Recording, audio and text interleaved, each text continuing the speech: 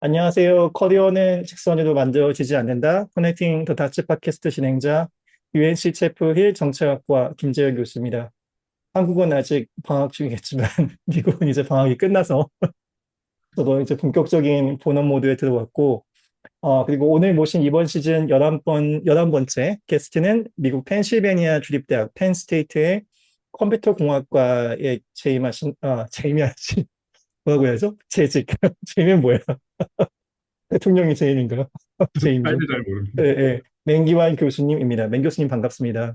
안녕하세요. 맹기환입니다. 네, 화면엔 나오지 않지만 맹 교수님은 인상이 매우 좋으세요. 저는 방금 체육관 갔다 와가지고 상태가 매우 좋지 않습니다. 이게 팟캐스트가 좋은 것 같아요. 얼굴이 나오지가 않아서 네. 어, 구독자 수가 매우 적지만 얼굴 나왔으면 아마 0이 되지 않았을까. 저 때문에 100%저 때문에. 맹 교수님은 이제 서울대에서 그 학부를 나오셨고 전기공학 전공이신 거죠. 그다음에 예, 미국 카네기 멜론 대학 CNU에서 컴퓨터 구조를 연구해서 박사학위를 받으셨고, 그다음에 개인 정보를 이제 민감한 정보를 보호하는 안전한 인공지능 시스템 개발의 전문가시고, 이제 학계 외에도 그 박사 졸업하시고 박사 연구 과정으로 이제 메타 페이스북의 본체죠. 예, 네. 거기서 인공지능 연구팀에서 일을 하셨고, 그러면은 멜론팍에서 일하신 건가요? 아니면은 아니요, 저는 그 보스턴 오피스에 잠깐 거기가 있었습니다. 나은 것 같아요. 아, 그래요? 제가 멜론팍을 좋아하지 않습니다. 그 가보셨나요?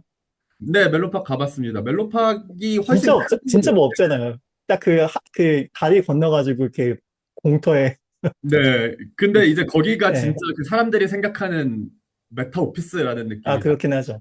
이제 뭐 엄청 크고 막 예. 건물 안에 아이스크림 집도 있고, 뭐 공짜 식당들도 많이 예. 있고, 막. 보스턴 제 오피스는 아주 작은 오피스라. 알고 있습니다. 아, 예. 가보셨, 그래도 제 집이 그 메타 그 본사 근처에 있거든요. 아, 그래서 지나가면서는 많이 보는데 그렇게 좋아하진 않습니다.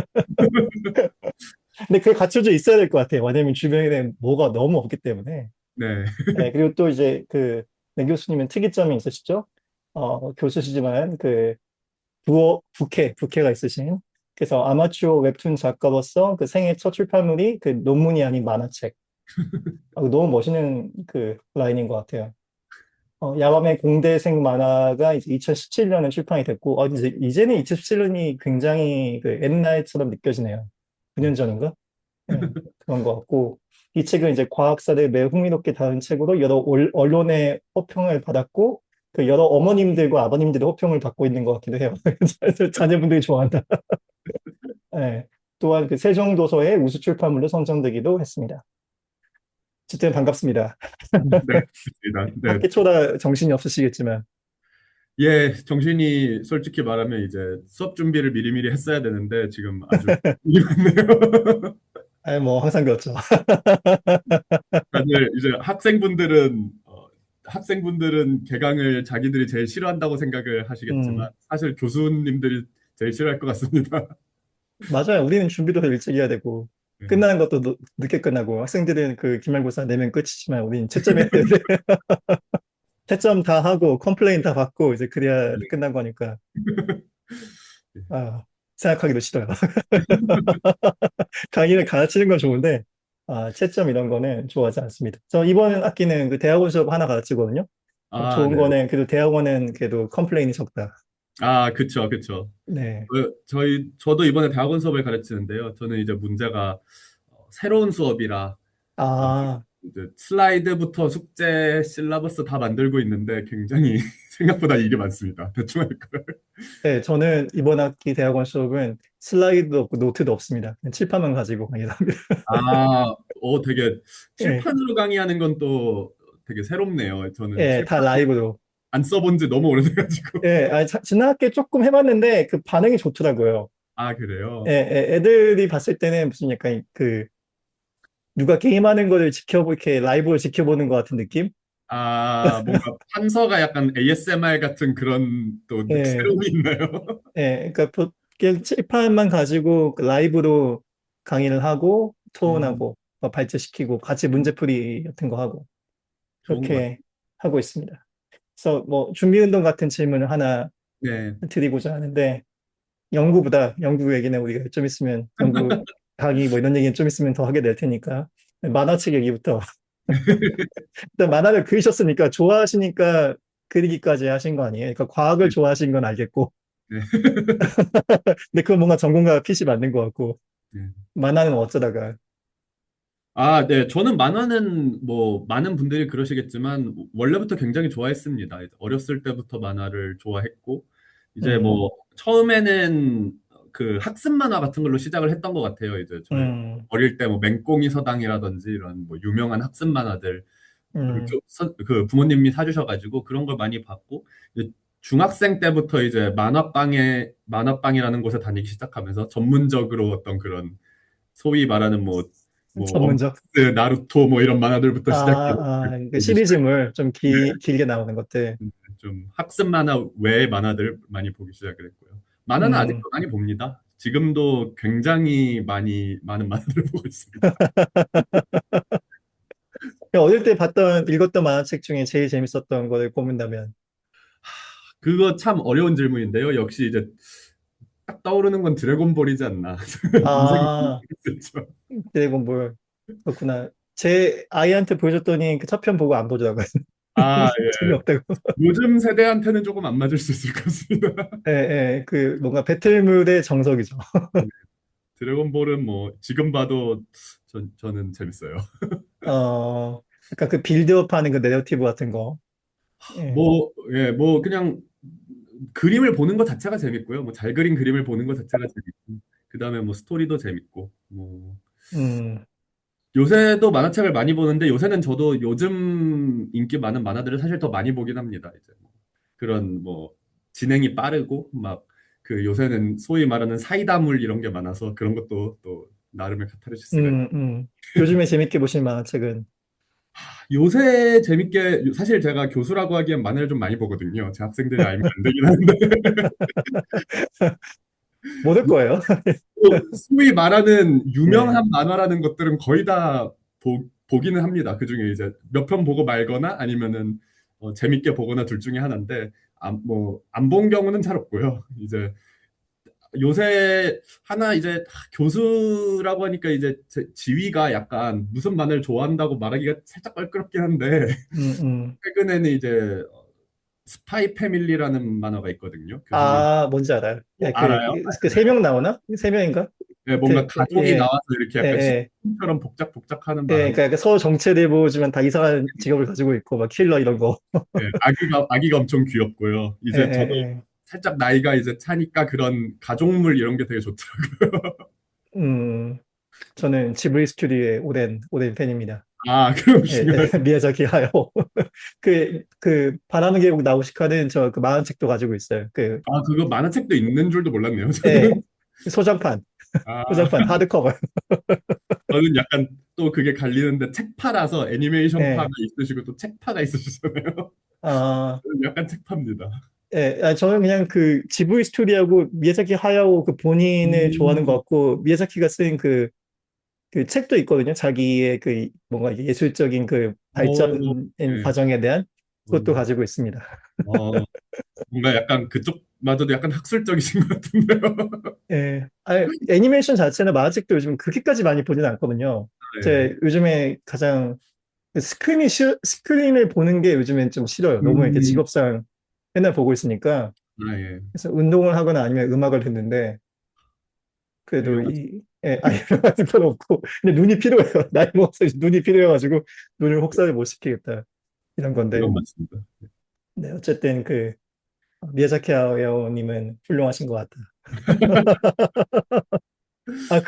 예를 들어서, 그 비행씬 같은 것도 너무 멋있지만, 자전거 달리는 거 이런 것도 정말 멋있거든요. 아, 예, 알 것 예, 같습니다. 약간 그 예, 일본 감성의, 근데 그걸 위해서 얼마나 많은 연구를 했는지, 어, 그 한 장면을 그리기 위해.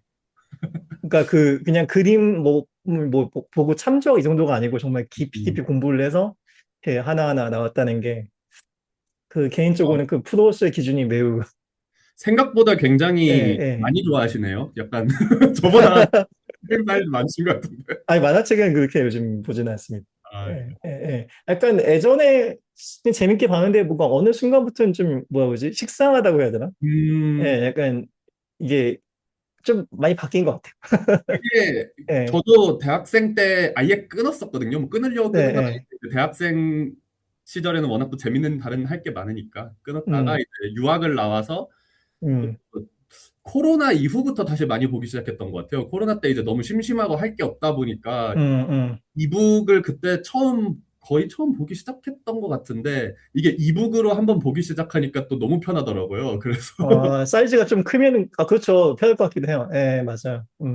저도 원래 이제 음, 만화책 좋아하시는 분들이 많이 그러고 뭐 책 좋아하시는 분들도 많이 그런데 원래는 이 실물 책을 모아야 된다 파였거든요. 책이든 음. 만화책이든 뭐 CD 같은 것도 그렇고 약간 실물파였다가 이사를 자주 가면 힘들어요. 그때 예, 또. 이사를 갈수록 힘들고 이제 방도 점점 꽉 차고 이제 그래서 한 번 네네. 하니까 이제 약간 고삐 풀린 듯이 많이 보기 시작했습니다.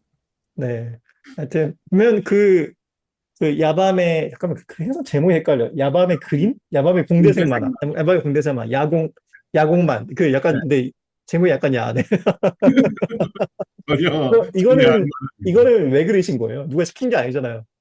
네, 그게 사실 뭐 인터뷰에서도 여러 번 얘기를 했었는데 그게 두 가지 이유가 있는데요. 뭔가 이 교수스러운 버전의 이야기가 있고 그다음에 이제 되게 프랙티컬한 이유가 있는데 이 프랙티컬한 이유를 먼저 말씀을 드리면 제가 음, 그때 그 당시에 아이패드를 샀었어요. 그리고 아이패드용 펜을 처음 사봤는데 그 펜을 어딘가에는 써야 될 것 같은데 생각보다 쓸 데가 없더라고요. 그래가지고 이거 뭔가 내가 그래도 돈을 써서 산 건데 뭐라도 해야 되겠다 싶어서 한번 그려봤는데 그래서 그때 처음에 그냥 아무 생각 없이 그려서 그 저 이제 모교의 그 온라인 커뮤니티라고 하네요. 스누라이프라는 데 처음 음, 올렸거든요. 근데 그때 굉장히 평이 좋아서 그렇게 평이 좋을 줄 모르고 그냥 올려본 거였거든요. 그래서 뭐 음, 댓글 한 5개만 달렸으면 좋겠다 이러면서 올렸는데 막 평이 너무 좋아서 이제 약간 신이 나기 시작을 했죠. 그래서 이제 하나씩 더 그리고 했던 게 이제 좀 그 프랙티컬한 이유라고 할 수 있고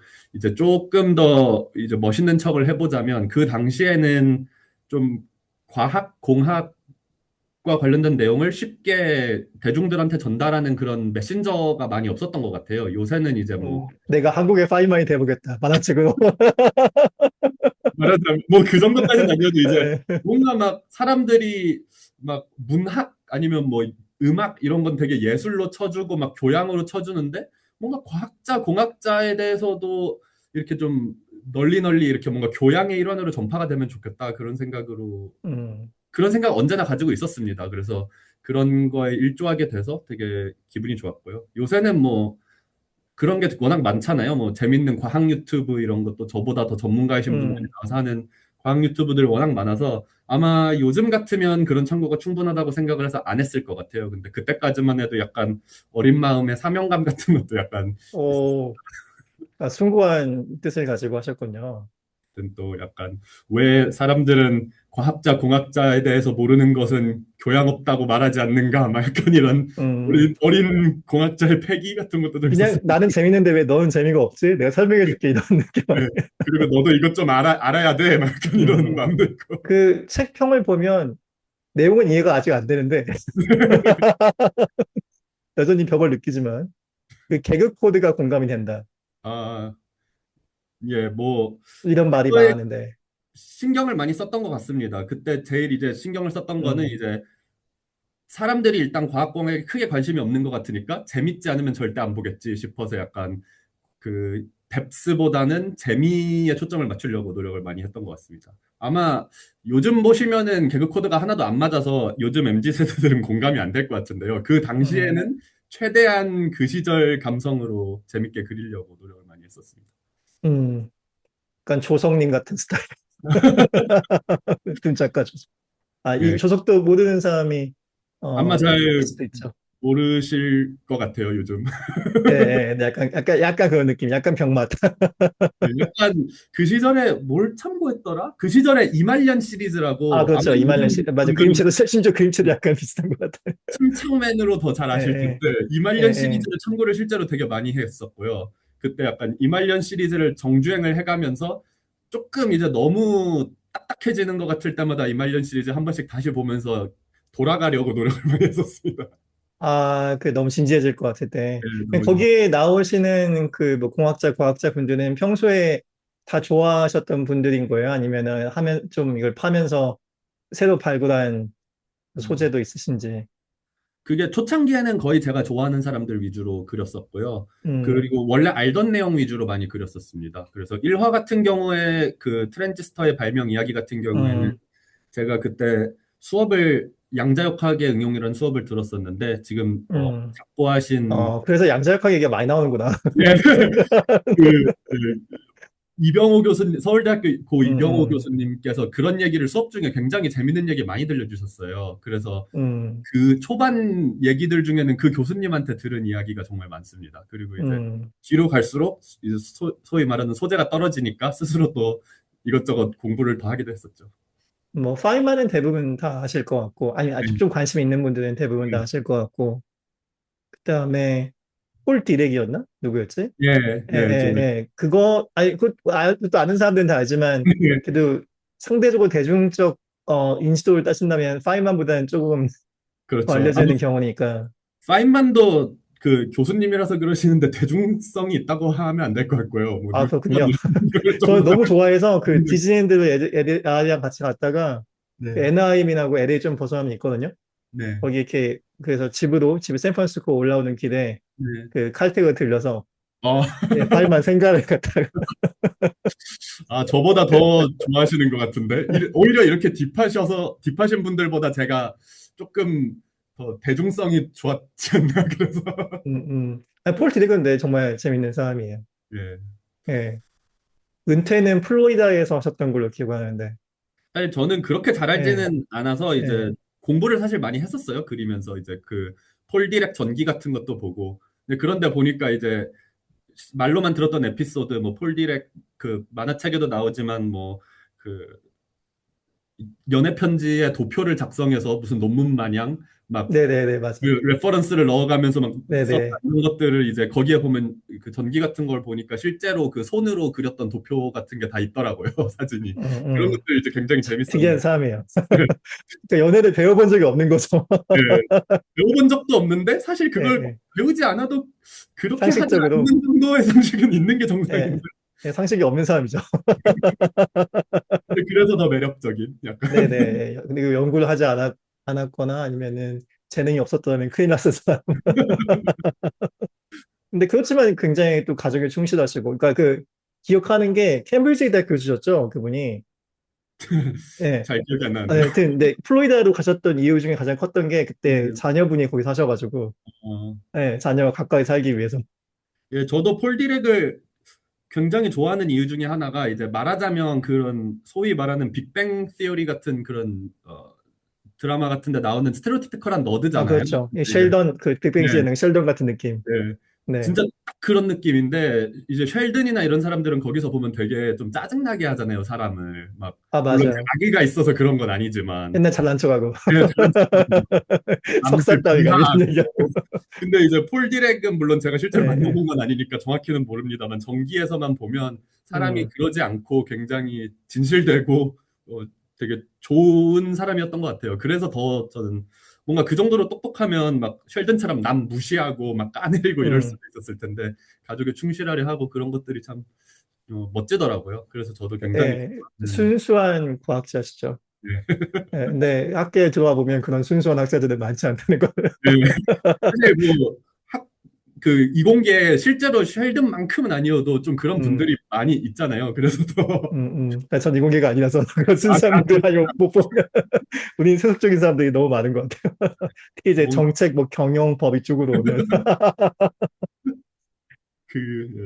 어쨌든 폴 디렉 예, 저도 아주 좋아합니다. 속세 찌든 분들이 많은 곳에 있어가지고 가끔 그런 그 이야기들 읽으면 예, 감동이 됩니다. 아, 이렇게 네. 순수한 사람도 있구나. 순수하면서도 굉장히 좋은 쪽으로 순수하다. 음, 네, 이제 만화책 얘기 여기까지 하고 네. 그러면 학부 때 전공은 전기공학. 네. 아니, 전기공학이 사실 컴퓨터공학하고 연결되긴 하죠. 여러 가지 네. 부분에서. 그러면 그 학부 전공에서 전공하시고 이 대학원 가는 과정은 이렇게 아주 자연스러운 어떤 직선 같은 길이셨나요? 아니면은 그래도 그 과정에 나름대로 조금 다른 선택을 해볼까 하는 어떤 고민이 좀, 네. 저는 일단 학부는 말씀하신 대로 전기공학부를 나왔는데, 그게 이제 지금은 전기정보공학부라고 이름이 바뀌었거든요. 아, 일렉트리컬 앤 그렇구나. 컴퓨터 엔지니어링이에요. 네네. 말하자면 거기도 이제 컴퓨터도 하는 전기공학부긴 했습니다. 그 이름이 이제 음, 좀 옛날에서 업데이트가 안 된 상태여서 전기공학부였는데요. 그래서 예, 일단 뭐 그냥 그건 클래리파이를 하고 싶었고, 그 저는 이제 학부에서 대학원을 가야겠다까지는 굉장히 그냥 스트레이트포워드하게 결정을 했어요. 그냥 음. 공부가 재밌었고, 그 다음에 공부를 위험한 발언이다. 어, 공부가 재밌었다. 아니, 아까부터 그 과학, 공학을 모르는 사람은 교양이 없다 얘기했더니. 아니, 아니, 교양이 없다가 아니라, 그거는 이제 약간, 왜냐하면 저는 다른 쪽 교양이 없으니까, 이제, 농담이에요, 농담. 너네도 예. 우리 쪽 걸로 교양 없다 소리 좀 들어볼래? 막 이렇게. 근데 어쨌든, 예, 아닙니다. 네. 어쨌든 저는 이제 공부를 굉장히 좋아했어요. 근데 그 공부를 좋아했다는 게 또 되게 어떤 실질적인, 뭐, 스킬보다 저는 되게 학술적인 부분의 공부들을 많이 좋아했기 때문에 뭔가 아 이걸로 사회에 나가서 밥 벌어먹고 살기는 힘들 수도 있는 그런 것들을 제가 질문하고 답하고 이런 것들. 음, 그래가지고 음, 학계가 더 낫겠다 이런 생각은 했었고요. 조금 방황을 했던 부분은 이제 박사를 선택을 하려면 전기공학부가 뭐 말씀드린 대로 뭐 전기공학, 컴퓨터공학 그다음에 뭐 양자역학 음, 이런 것까지 정말 다양한 걸 하는 과인데 거기서 정확히 뭘로 박사를 할까? 거기서는 좀 방황이 있었습니다. 그래서 제가 음, 아까 말씀드렸다시피 양자역학 수업을 되게 감명 깊게 들었고 또 그런 뭐 파인만이나 뭐 아인슈타인 이런 사람들도 굉장히 존경을 하는 연구자들이고 그래서 처음에는 양자역학 쪽으로 가려고 그쪽으로 조금 공부를 해보다가 결국은 이제 컴퓨터공학 그때 또 인공지능이 막 나오고 제가 박사 결정했을 때쯤 이제 뭐 알파고 같은 거 나오고 음, 그랬던 시기거든요. 그래서 또 인공지능이 확 되게 매력적으로 느껴져서 마지막에 급하게 이제 컴퓨터공학 쪽으로 좀 틀었습니다. 그래서 음. 그런 쪽으로는 방황을 살짝 했다고 할 수 있죠. 뭐 그 정도야 뭐. 방황이라기보다 그냥 고민. 고민. 이 정도. 그러면 CMU는 PC 제일 좋아서 아니면 뭐, 예, CMU는 이제 예. 저는 CMU도 ECE 그러니까 Electrical and Computer Engineering으로 갔거든요. 음, 그러니까 말하자면 CS 그 컴퓨터 공학으로 간 건 아니고 전기 정보 공학 뭐 이쪽으로 간 거긴 한데 음, 어떤 이유는 크게 두 가지가 있는데 첫 번째로는 지도 교수님이 굉장히 저랑 잘 맞는다고 느꼈고 인터뷰를 해봤을 때 그리고 지도 음, 교수님이 하시는 연구가 제가 박사 때는 굉장히 다른 연구를 했거든요. 박사 때는 굉장히 작은 이제 컴퓨터 같은 거를 이제 직접 만들고 뭐 오, 특히 저희는 이제 네. 배터리 그러니까 컴퓨터를 직접 작다면 만드는 얼마나 작은 거예요? 업체가 있는데 이제 말하자면 네, 부품들을 사서 직접 조립을 하고 뭐 네. 그런 연구를 했었어요. 그래서 이제 뭐 말하자면 이제 컴퓨터 뭐 소위 말하는 옛날에 IoT 뭐 이런 네, 사물 인터넷. 네, 네, 뭐 네.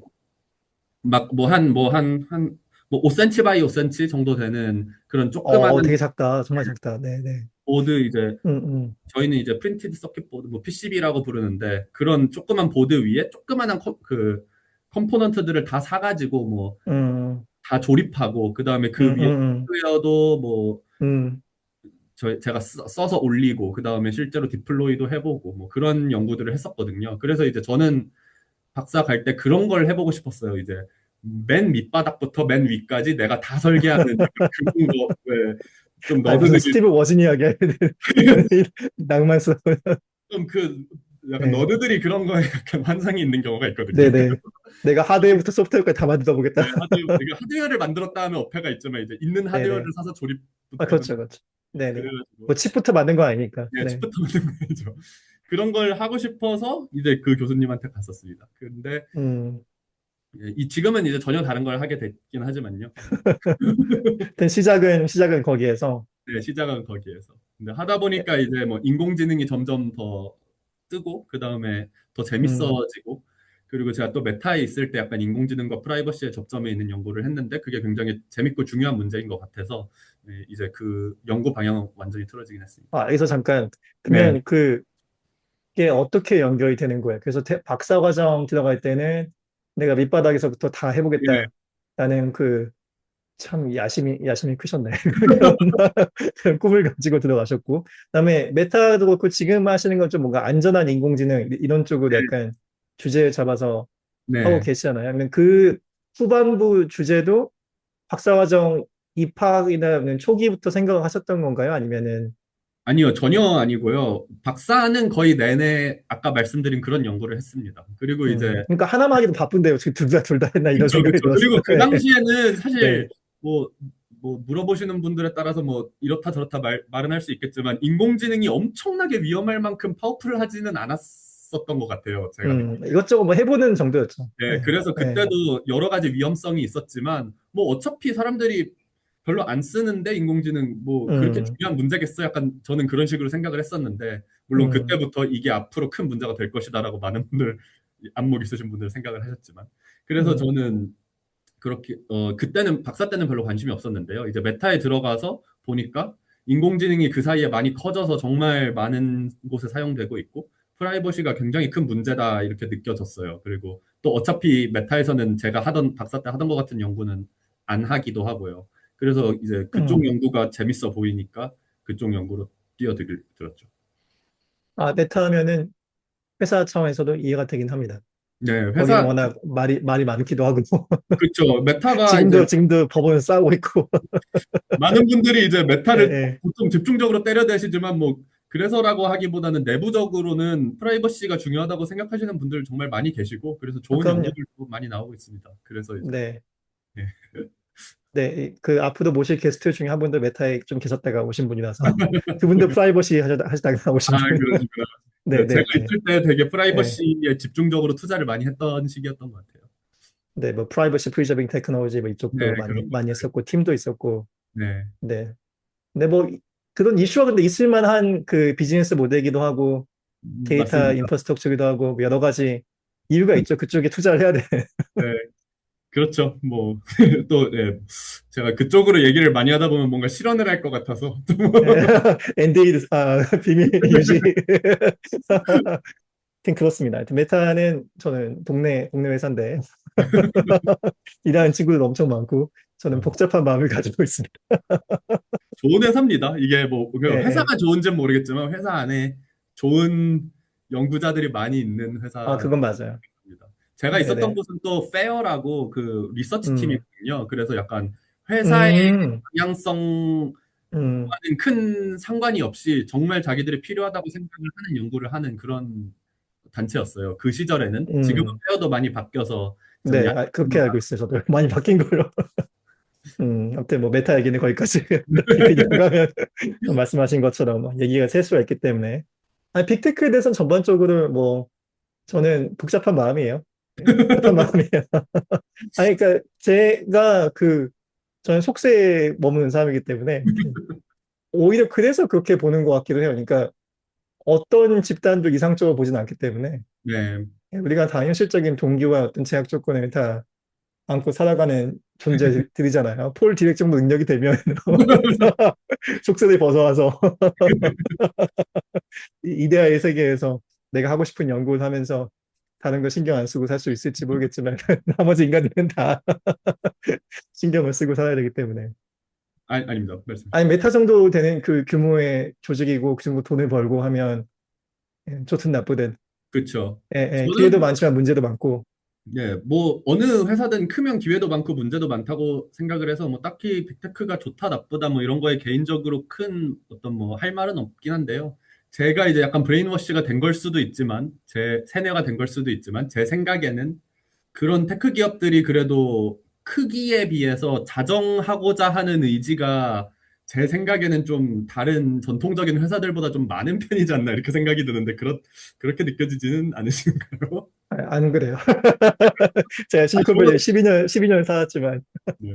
그러니까 구성원 그런 개개인 구성원들은 굉장히 많았어요. 이제 뭐 우리가 아까 이런 그 아이디얼리즘, 이상주의는 실리콘밸리가 태동될 때부터 있었고, 사실 그게 뭔가 그 동부의 어떤 금융권이라든지, 뭐 워싱턴의 네. 정가라든지, 그동안의 그 돈과 권력의 중심과 구분이 되는 뭔가 이렇게 캘리포니아와 실리콘밸리만의 그 차별점이고 매력이었다고 생각하는데, 네. 요즘에도 과연 그런지는, 아 요즘에도 과연 그런지. 과연 그런지는 많은 사람들이 내부적으로도 네, 고민이 많은 시점에 왔다라는 생각이 들고, 뭐 그런 목소리가 제 개인적 생각뿐만 아니라 많이 나오고 있는 것 같아요. 그 아까 말씀하신 것처럼 이제 인공지능과 함께 네, 그 진짜 애정과 비교가 안 되는 그 돈과 권력이 거기도 또 네, 모이면서 또 그런 얘기가 많이 나오고.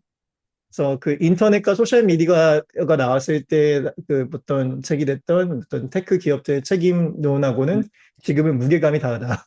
그렇죠. 예, 예. 그래서 저도 고민이 많은 것 같아요. 어떻게 과연 이 문제를 같이 고민해 봐야 될지, 예, 고민이 많습니다. 뭐 답이 있다고 생각하지도 않고, 전 정책 쪽에 있고, 인공지능 정책 같은 걸 연구하기 때문에 네, 생각이 많아요. 그렇죠. 저도 예. 사실 그쪽은 더 전문가이실 것 같긴 합니다. 근데 이제 뭐 많은 분들이 그런 생각을 하고 있는 것 자체가 약간 좋은 신호이지 않나. 앞으로 뭔가. 네, 그렇죠. 자정작용이라고 하긴 그렇지만, 본인들도 그 적절한 기준을 세워주는 것이 기업한테도 득이 된다고 봐요. 네, 예. 그러니까 제가 규제에 대해서 얘기할 때 그 FDA 얘기를 많이 하거든요. FDA가 사실 그 국내 규제 기구거든요. 네, 국제 규제 기구가 아니잖아요. 무슨 이게 네, 네, 국제기구 이런 건 아니니까.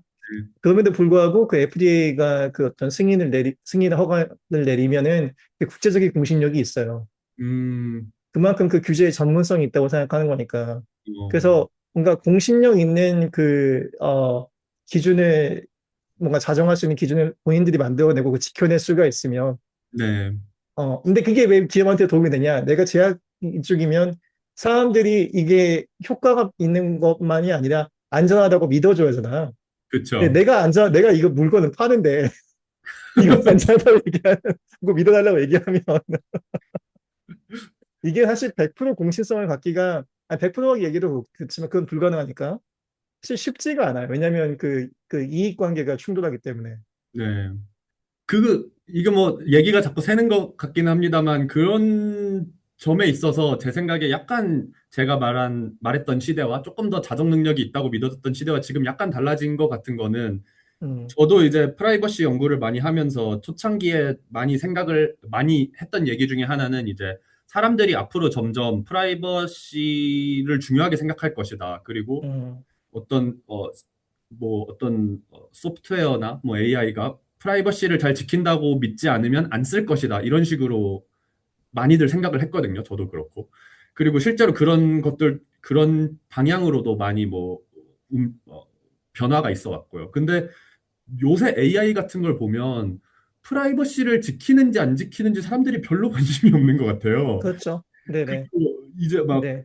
제 와이프 같은 경우에도 보면 뭐 아니면 제 주변에 많은 사람들이 뭐 자기의 의료 데이터라든지 맞아요. 아니면 네네. 텍스 뭐 그 세금 관련된 데이터라든지 음, 섣불리 남한테 주면 안 될 것 같은 것들을 그냥 막 넘겨주는데 그 이유가 이제 너무 편하니까 그리고 너무 음, 도움이 많이 되니까 음. 나는 프라이버시에 대해서 나중에 생각하고 일단 쓰겠다 약간 이런 방향 그렇죠. 네네. 위험과 그 편익을 계산해서, 예, 위험보다 편익이 높다고 가정을 하고, 합리적일 수 있죠. 네, 네. 그래서 합리적인데 그래서 약간 음, 많이 세상이 달라진 것 같습니다. 그리고 이제 뭐 기업이 어떤 프라이버시 같은 문제를 대하는 태도나 아니면 연구자들이 대하는 태도도 많이 바뀐 것 같고요. 약간 음, 그런 신기한 일 때문에 조금 옛날보다 덜 중요하게 생각하는 것처럼 느껴질 수도 있지 않나. 왜냐하면 일단 음. 프라이버시를 어, 뭐라 그래야 되나? 프라이버시를 강화하지 않더라도 굉장히 잘 되면 그쪽 쓴다. 연구하시는 분으로서는 아쉽나요? 사람이 더 신경을. 오늘 굉장히 아쉽죠. 요즘은 뭔가 좀 환경 쪽 이야기가 제가 볼 때는 더 많이 나오는 것 같아요. 환경, 에너지 관련. 프라이버시도 예. 뭐 애플이라든지 이런 를 중심으로 여전히 얘기가 많이 되고 있는 것 같긴 애플은 모범적인 사례도 많이 얘기하죠. 예, 한데 뭐 예, 예. 애플조차도 계속 그 방향으로 가고 있는지 저는 잘 모르겠긴 합니다. 그렇죠. 예, 예, 예. 그러니까 얼마만큼 그 기업들에게 자체적으로 맡겨줄 수가 있는지. 왜냐하면 이 친구들은 진짜 나쁘다고 얘기한 게 아니라 그냥 네네네. 기본적으로 돈을 벌어야 되니까. 그쵸, 예, 그쵸. 예. 내가 그 경영인이고 뭐 임원이고 그러면은 수익을 못 내면 나 잘리는데. 맞습니다. 주주들한테 설명을 해야 되고.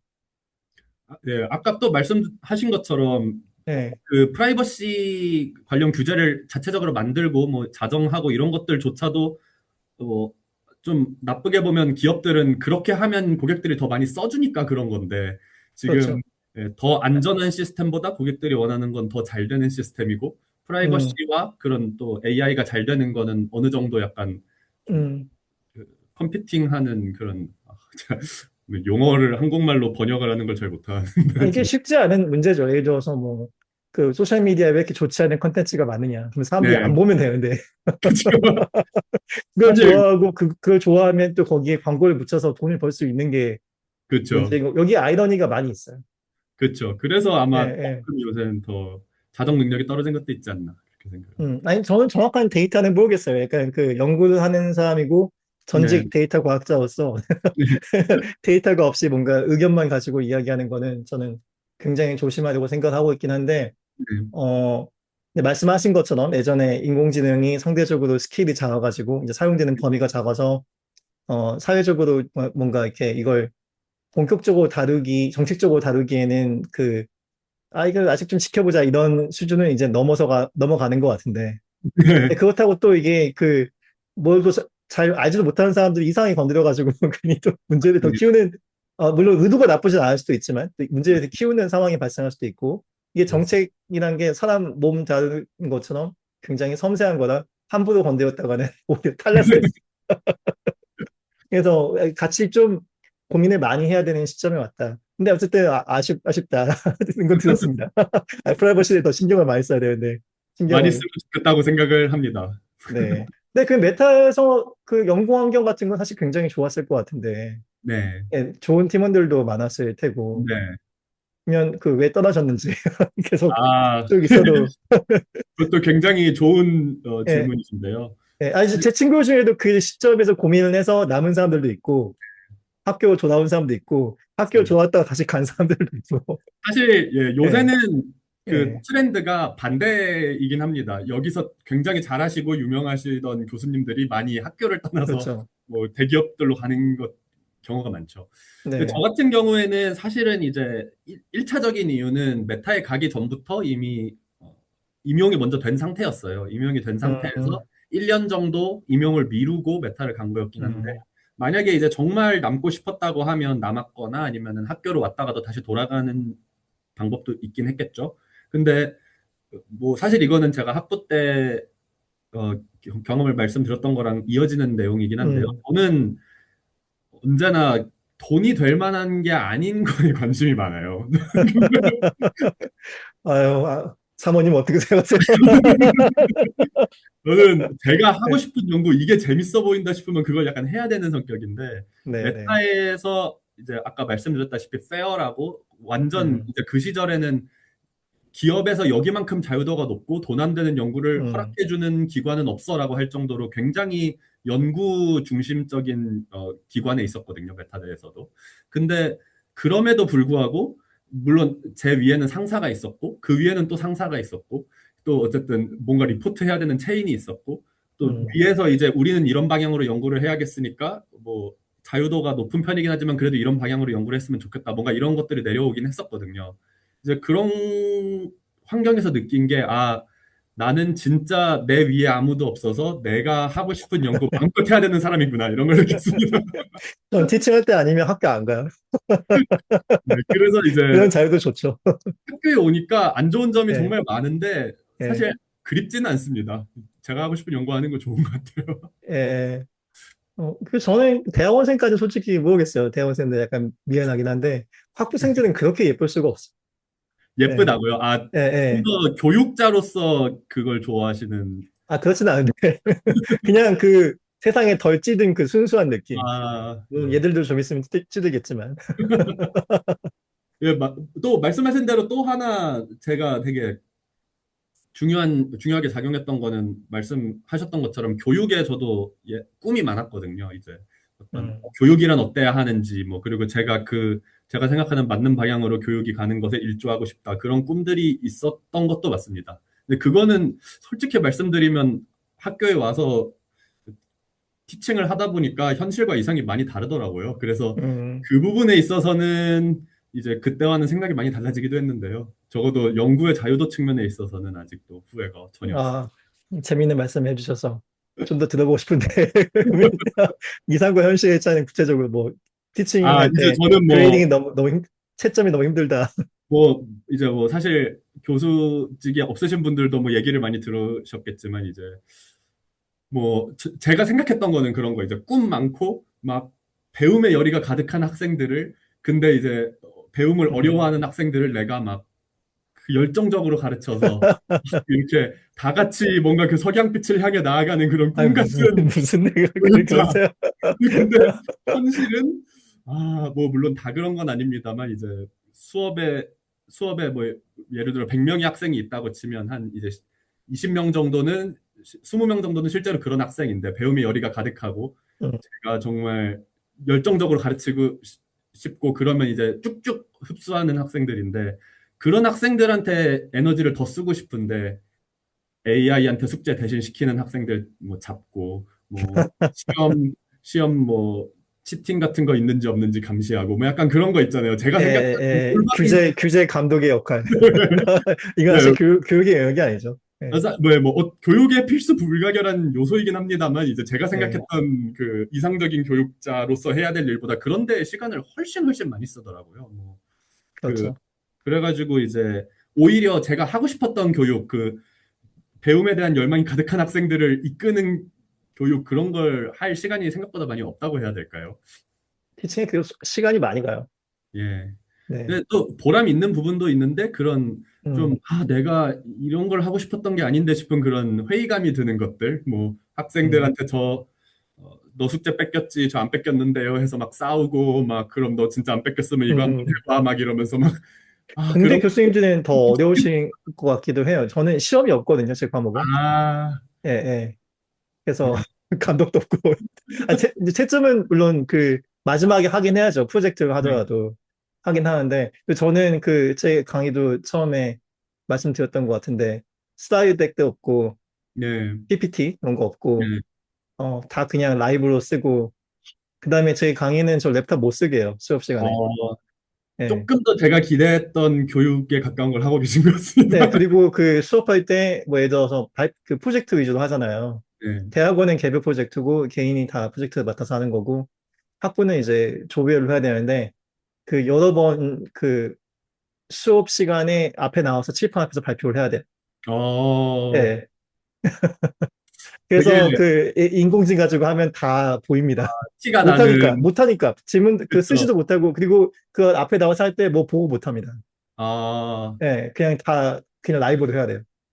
저도 그래서 요새 점점 수업을 그런 예, 식으로 바꾸고 있긴 하거든요. 뭔가 아날로그. 발표, 굉장히 아날로그. 발표 위주, 토론 위주로 바꾸고, 뭐 숙제 같은 예, 걸 줄이고. 근데 예. 공대는 아무래도 공대는 어렵죠. 실제로 배울 수밖에 없는 부분들이 예, 있어서, 네. 그럼요. 그리고 저도 예전에는 통계 많이 가르쳤거든요. 네, 통계를 가르치면 이걸 어떻게 가르쳐야 되나 저는 네, 모르겠어요. 안 가르친 게 다행인 것 같은데 가르쳤으면 고민이 진짜 많았을 것 같아요. 왜냐면 이게 프로블럼 셋도 있고 예, 뭐 어떤 건 정말 이걸 정말 시험 보고 이게 감독하고 이런 부분이 있었는데 이거 맞아요. 어떻게 대체할 수가 있는 방법이 있나 모르겠어요. 저도 또 뭐 시험은 그나마 나은 편인 것 같긴 합니다. 시험은 보통 이제 핸드폰 같은 거 못 쓰게 하고, 막 음, 종이와 이제 펜으로 보통 하게 하니까. 근데 음, 또 사실은 제가 교수 초창기 됐을 때만 해도 아니면 교수 되려고 공부를 할 때만 해도 그런 음, 걸 오히려 지향하는 분위기였던 걸로 기억을 하거든요. 그냥 뭐 음.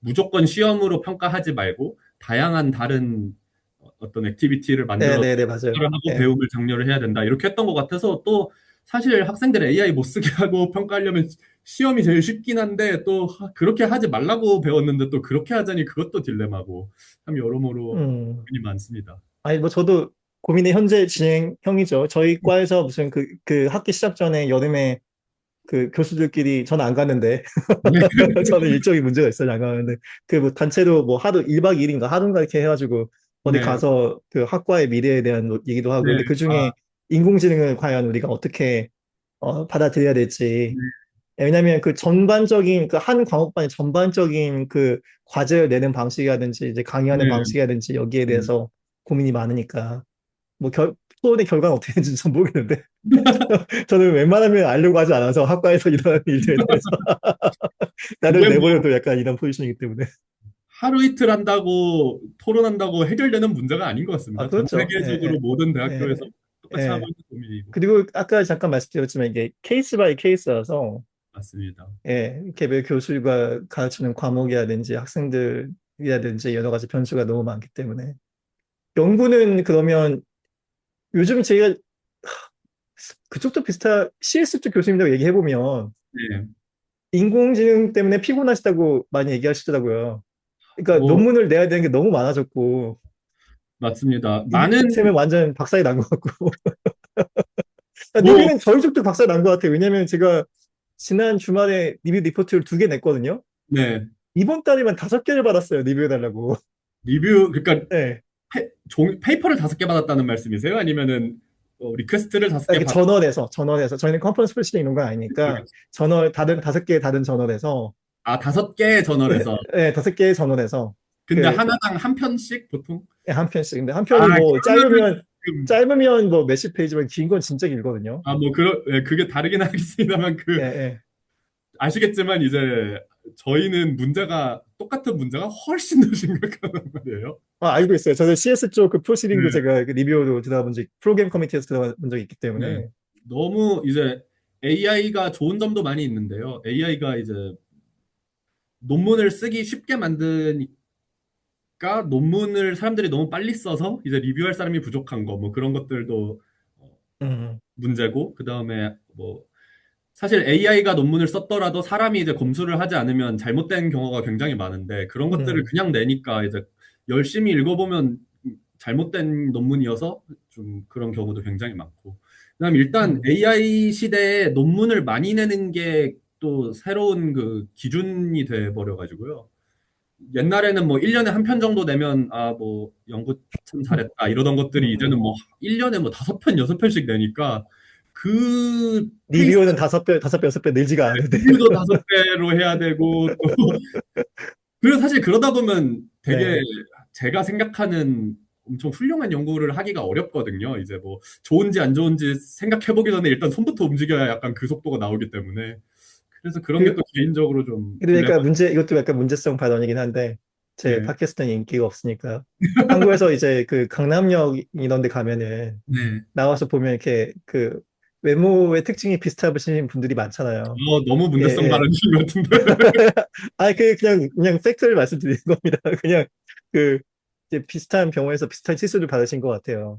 예. 그래서 이렇게 학생들까지는 아니고, 제가 말씀드린 것처럼 저는 굉장히 그 구시대적으로 그 강의를 하고 있기 때문에 학생들까지는 아니고, 그 논문 리뷰 요즘 하다 보면은, 굉장히 글이 비슷해요. 아, 아, 굉장히 글이 비슷해요, 이게 문체가. AI 이식 문제. 예, 예. 아니, 저는 인공지능이 글 쓰는 거를 편집이나 뭐 수정 용어 쓰는 거를 뭐 네. 반대하지 않습니다. 잘 네. 쓰면 오히려 글의 퀄리티를 높일 수가 있다면은 음, 좋은데, 뭐, 그건 일단 그냥 뭐, 그럴 수 있다 치는데, 좀 더 심각하게 생각하는 거는 말은 그럴듯한데 읽어보면 내용이 없어요. 맞아요. 그런 경우가 아, 많습니다. 이거는 근데 굉장히 피곤해, 읽는 사람의 입장에서. 내 네. 리뷰를 해야 되는데, 이게 그럴듯하니까 약간 그러니까 그 뭔가 가드를 내렸다가 뭔가 이상한데 그때 다시 올려야 되는데 이게 말로 설명이 어려운데 그 사고의 과정이 굉장히 머리에 부담을 준다.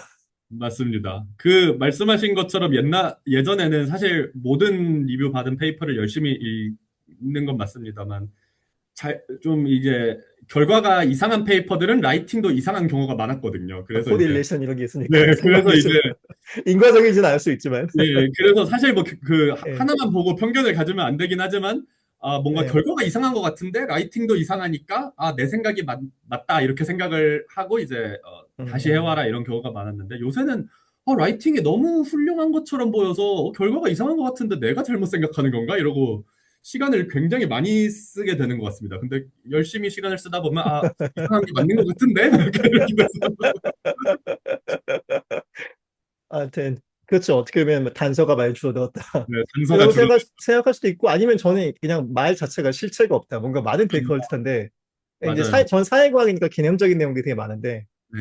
이게 아, 뭐지? 그쪽은 또 더 에, 에, 그럴 수 있고. 에, 에, 에. 그냥 말장난만 열심히 했구나.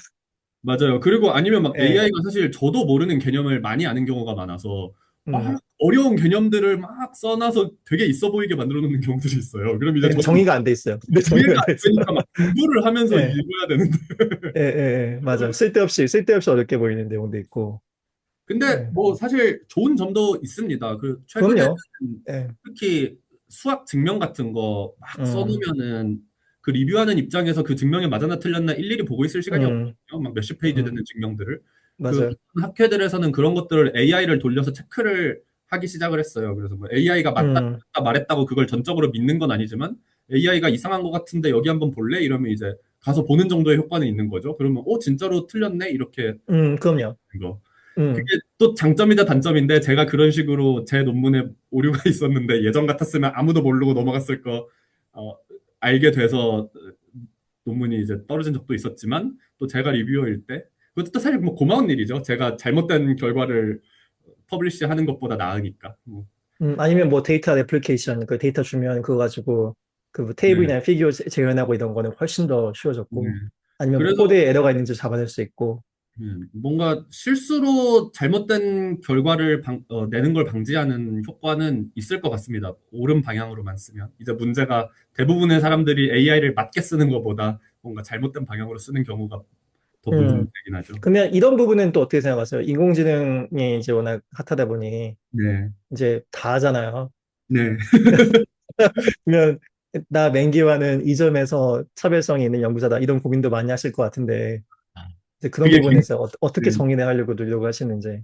사실 굉장히 이제 좋은 말씀을 해주셨는데 아, 사실 그것도 좋지는 않고요. 다들 고민하는 것 같아요. 굉장히 예, 어려운 문제입니다. 이제 음. 결국은 이제 내가 AI보다 나은 점이 무엇이냐 이거잖아요. 아, 근데 그리고 그걸 다 고민하고 있는 다른 연구자들과 비교했을 때 내가 나은 점이 무엇이냐. 저는 예, 사실 저도 이제 고민을 하고 아직 답을 찾지 못한 문제이긴 합니다. 뭐 음, 사실 예전에는 뭐 AI가 수학 같은 건 잘 못한다 이런 생각들을 많이 했었거든요. 그래서 음, 그런 것들을 하면 변별력이 있을 거라고 생각했는데 이제 AI가 저보다 수학을 잘하는 건 거의 확실하고 제 생각에는 그래서 좀 더 이제 뭐 다른 분들도 그러지만 어떤 그냥 시키면 하는 건 AI가 훨씬 잘하니까 뭔가 더 큰 음, 그림을 그리고 뭐 음. 멀리 바라보는 안목 이런 것들을 기르는 게 중요하다고 생각이 드는데요. 오케스트라 같은 느낌. 그런 것들을 제가 잘 할 음. 수 있는지 어떻게 하면 잘할 수 있는지는 모릅니다만 그런 쪽으로 좀 해보려고 노력을 하고 있습니다. 그래서 그 예, 예전에 박사과정 들어가실 때 밑바닥부터 내가 다 네, 빌드하는 걸 네, 만드는 걸 해보고 싶다. 네. 그런 관점도 여전히 중요하신가요? 연구하실 때? 사실 그래서 그런 생각들이 많이 바뀌었습니다. 되게 좋은 포인트를 말씀해 주셨는데 그때는 이제 바닥부터 내가 다 만드는 거를 하면 물론 개인적으로 재밌기도 했지만 굉장히 변별력이 있을 거라고 생각을 했어요. 뭐 하드웨어도 음, 잘 할 수 있고 이제 뭐 약간 전문적인 용어일 수 있지만 뭐 컴파일러나 뭐 음, 운영 음, 체제나 뭐 이런 것부터 음, 하이 레벨 랭귀지까지 다 잘할 수 있는 사람이 세상에 음. 얼마나 많이 내 있겠냐. 컴퓨터가 돌아가는 걸 다 만들 수 있는 사람이야. 다 잘할 수 있으면 나 예, 예, 굉장히 예, 예. 유능하고 유니크한 인재일지도 이렇게 생각을 했는데 사실 음, 이제 그런 것들은 AI를 이기는 게 거의 어려운 것 같습니다. 물론 이제 음. 조립하는 건 여전히 제가 제일 잘할 수 있습니다만 피지컬 뭐 AI가 어떻게 너무 하기 전까지. 노동력은 너무 비싸니까 그거는 네, 네. 그래서 이제 저도 조금 더 이제 뭐 AI 시대의 프라이버시란 어때야 하는가 뭐 그 이런 얘기는 별로 오늘 못했지만 프라이버시 같은 게 굉장히 추상적인 개념이고 어떤 게 이제 프라이버시인가 이런 것부터가 음, 굉장히 추상적이거든요. 그래서 그런 좀 더 음, 음. 차원적인 생각을 하는 거 이런 쪽으로 조금 더 연구 방향을 바꿔보고 있습니다. 뭐, 뭔가 소개해 줄 수 있는 프로젝트가 있다면 그쪽에 대해서. 저는 관심이 있어요. 그래서 그냥 들어보고 싶어요. 근데 뭐 이제 사실 예. 아까 전문가라고 처음에 소개를 해주셨는데 저는 전혀 전문가가 아니고요. 아, 인공지능이요? 아니, 인공지능도 그렇고, 프라이버시도 그렇고, 왜냐하면 아까 아, 말씀드렸다시피 최근에 시작했거든요. 박사 때 하던 게 아니라서. 그래서 이제 제가 아니, 뭐, 다 그렇게 가는 거죠. 엄청 막 네, 자랑스럽게 소개할 수 있는 연구들은 아직 많이 없긴 한데요. 네. 남들과 좀 다르게 보려고 하는 거가 있다면, 이제 약간 그 요새 에이전트 뭐 이런 것들이 또 핫하잖아요.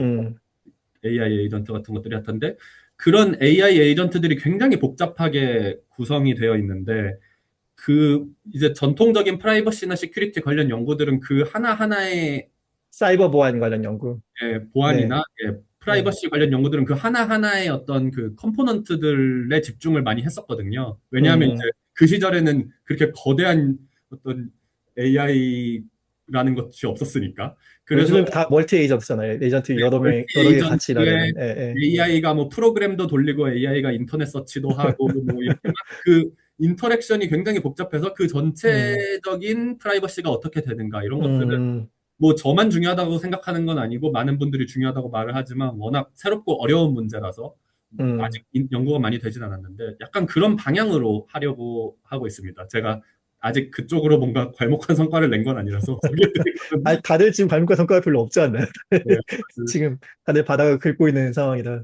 지금 뭐 이제 10개가 붙어 있는 시스템은 아무도 못했지만 이제 사람들이 하나씩 보는 건 많이 했으니까 나는 2개씩 보겠다. 뭐 약간 이 정도로 하고 있습니다. 약간씩 복잡성을 만들어가는, 그러면서 약간 음, 저는 이제 수학 그리고 약간 이론이 좀 들어간 거 이런 걸 해보려고 하는데요. 그거는 아직 음, 좀 그쪽에 대해서는 여러 가지 생각이 있는데 이제 전통적으로는 수학이나 증명 막 이런 것들이 들어간 프라이버시 연구들이 주류였거든요. 이제 뭐 증명이 음, 돼야지 뭐 프라이빗하다고 할 수 있지. 차등 프라이버시, 디퍼런셜 프라이버시 이런 거. 디퍼런셜 그거 프라이버시. 완전 수학이었죠, 시작할 때는. 근데 이제 그런 쪽으로 확 갔다가 요새는 이제 이런 에이전트 시스템 같은 거 너무 복잡하니까 그런 수학적 증명으로 뭔가 좀 유의미한 결과를 내기가 어렵다고 생각되는 경우가 많아서 또 요새는 음, 굉장히 그냥 엠피리컬한 뭐라고 하죠? 그 어떤 그냥 실험적인 경험적인, 네, 경험적인 네, 방법들이 주를 이루고 있는데 음, 저는 뭔가 약간 수학을 그래도 완전히 버리지 않으면서 뭔가 어떻게 할 수 있는 방법이 없을까? 약간은 그런 쪽으로 또 보고 있습니다. 음, 네, 공감하는 내용이에요. 아니, 저는 이 얘기를 굉장히 고민을 많이 해요. 왜냐면은, 대학원생들에게 가르칠 때, 네, 연구란 것이 무엇이냐는 그 설명하는 게, 아, 이게 개념이 머릿속에, 선생님은 다를 수도, 교수님은 다를 수도 네, 있지만, 저는 그랬거든요. 저는 이 개념이 없이 대학원에 네, 와서, 아, 네, 연구란 게 이런 거라는 거를, 네, 대학원에 있으면서 알기 때문에, 근데 그게 정말 중요하다고 생각하거든요. 연구라는 것이 무엇인지 이해하는 거. 네, 예, 예. 왜냐면 그게 곧 직업이 될 테니까. 맞습니다. 예, 예, 예. 근데 그거 이해할 때, 이론과 그 경험을, 그러니까 데이터를 이해하는, 둘 다 이해할 줄 아는 게 왜 중요한지, 네, 그걸 어떻게 해낼 수 있을지를 가르치려고 노력을 많이 하는데 네, 쉽지가 않아요. 그래서 그 라이브로 칠판에 수업을 하는 이유도 이 네, 학생들이 그 과정을 그냥 눈앞에서 좀 볼 수 있으면 좋겠다. 아, 예, 예. 뭔가 이렇게 딱 그냥 주어진 걸 보는 게 아니라 이게 만들어진 과정이 이게 이론을 실제 고민하는 과정. 뭐 데이터를 실험 설계하되 뭐 데이터 분석하는 과정이 실제 이렇게 이루어지는 거를 좀 이렇게 보면 눈으로 보면 좀 더 잘 이해되지 않을까. 저도 그렇게 생각을 하는데 사실 그 아시겠지만 AI 같은 경우에도 초창기엔 수학이 훨씬 많았거든요. AI의 음, 세상에도. 그리고 뭐 증명 같은 걸 하시는 분들도 정말 많이 있었는데 맞아요. 점점 AI가 커지면서 증명이 어려워지고 수학이 어려워지면서 점점 그런 것들이 빠졌던 것 같아요. 그래서 이제 음, 어찌 보면 너무 수학에 집착하면 또 도태될 수 있다 이런 생각도 들고 그래서 음, 밸런스를 잘 맞추는 게 중요할 것 같은데 참 어렵습니다. 아, 연구가 원래 그런 거죠. 불가능하진 않지만 어렵다. 그리고 사실 수학을 완전 버리지 않는 이유는 어차피 완전 실험적인 경험적인 연구로 가면 또 GPU 수천 대씩 쓰는 구글 메타 연구자들을 어차피 이길 수 없다. 그런 이유. 네, 뭐 그것도 공감이 되는 얘기예요. 얘기가 약간 네, 어둡네요. 약간 어둡지만 저는 근데 그 어둡다고만 보진 않거든요. 뭔가 어둡다기보다는 지금 시기는 약간 혼란기, 맞아요. 굉장히 혼란. 혼란기 다들 많은 시행착오를 하고 있고 네, 시행착오 하는 것은 괜찮다. 특히 네, 학생 때 시행착오 하는 것은 괜찮다. 네가 창업해서 회사를 말아먹으면 그거는 좀 스케일이 다른 문제지만 학생 때 뭐 커리어에 관련해서 이 진로를 해봤다가 잘 안 네, 되고 뭐 과제를 이쪽을 해봤다가 잘 안 되고 이런 건 뭐 충분히 할 수 있는 일인데 근데 그렇죠. 학생들이 사실 뭐 아까 말씀하실 때 뭐 치팅하는 애들도 있고 네, 뭐 숙제 대행시키는 애들도 있고 그런 애들도 있지만 그냥 다들 전반적으로 고민이 많잖아요. 그렇죠. 특히 뭐 제 전공도 그렇지만 제가 느끼기에 요즘 CS하고 데이터 과학 하는 사람들이 제일 고민이 많아요. 거기에 그런가요? 엔트리 잡이 많이 사기 때문에. 커리어 쪽으로 넘어가면 이게 교육과 커리어 이렇게 연결선에서 생각을 네. 해보면 학생들에게 보통 어떤 식으로 어드바이스를 하시는지. 저도 그게 굉장히 요새 고민거리 중에 하나입니다. 말씀하신 대로 세상이 너무 많이 변했고, 그 다음에 저도 메타에 잠깐이지만 있었으니까 뭐 학생들이 메타에 가려면 어떻게 해야 되나요? 막 이런 것도 물어보고 나는데, 제가 알던 세상이랑 그때하고는 바뀌었어. 아예 그때하고는 바뀌었어. 다르거든요. 네.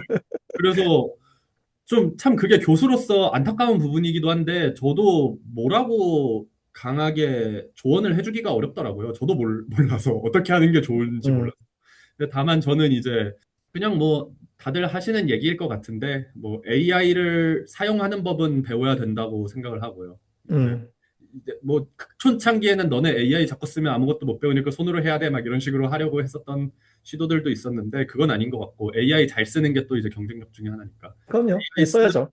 예. 예 AI 잘 쓰는 법을 배워야 된다. 전 제 수업 시간 안에서만 쓰지 마라. 저는 제 PhD 학생들한테는 그런 걸 또 많이 해요. PhD 학생들 중에서는 또 AI 안 쓰려고 하는 그 분들이 많이 있거든요. 그래서 이제 음, 너 AI 많이 잘 쓸 줄 알아야 돼. 그래야 나중에 취직 잘할 수 있어. 이런 것도 또 그래서 AI 잘 쓰는 법 많이 공부하도록 그런 것도 하지만 또 이제 연구자로서 경쟁력을 가지려면 이제 혼자 생각하는 방법, 뭐 혼자 그렇죠. 연구 방향성을 잡는 음. 방법 이런 것들은 이제 AI가 잘 해줄 수 없는 거라서 그런 것들은 이제 스스로 하고 그런 것들을 저랑 대화를 통해서 많이 익힐 수 있도록 약간 그런 방향으로 지도하려고 노력하고 있습니다.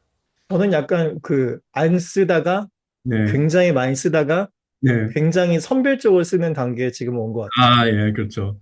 예, 예. 지금은 얘가 뭘 잘하고 못하는지를 뭐 아주 잘 안다고 모르겠지만 내가 쓰는 유즈 케이스 안에서는 좀 이해하는 상황이 됐으니까 내가 할 수 있는 거는 최선을 다해서 하고 그다음에 얘한테 일 시키면 좀 전 재미가 없더라고요.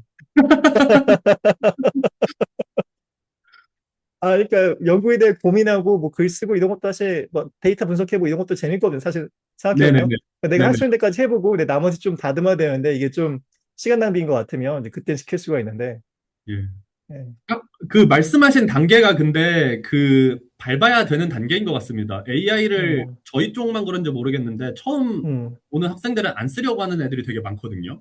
그 음, 어떤 뭐 손을 직접 하고 싶어 하는 그런 너드들이 많아가지고 안 쓰는 음, 음. 학생들은 교수님 같은 분들 내가 밑에서부터 다 만들어 보겠다. 내가 직접 코드 짜고 싶은데 이런 학생들 되게 음, 많아요. 음, 그러니까 안 쓰는 음, 학생들은 많이 음. 쓰게 만들고 그리고 너무 많이 쓰는 학생들은 선별적으로 쓰는 법을 가르치고 약간 이런 식으로 하려고 하고 있거든요. 약간 그게 AI 시대의 배움의 단계 중에 하나인 것 같다는 생각도 듭니다. 전반적으로 뭔가 배운다는 게 제가 예전에 들었을 때 네 단계가 있다고 들었어요. 아, 그래요? 처음에는 뭘 못하는데 못하는 걸 모르는 단계. 아, 두 번째는 못하는 건 알고 있는데 고칠 수가 없는 단계. 이제 세 번째까지 오면 어떻게 해야 되는지 알고 있어요. 네, 그다음에 노력을 하고 있는 거죠. 네, 네 번째까지 되면 이제 그냥 어떤 규칙 같은 게 머릿속에 사라진 단계. 음, 그냥 그때는 이제 임기응변이 가능한 상황까지 온 거죠.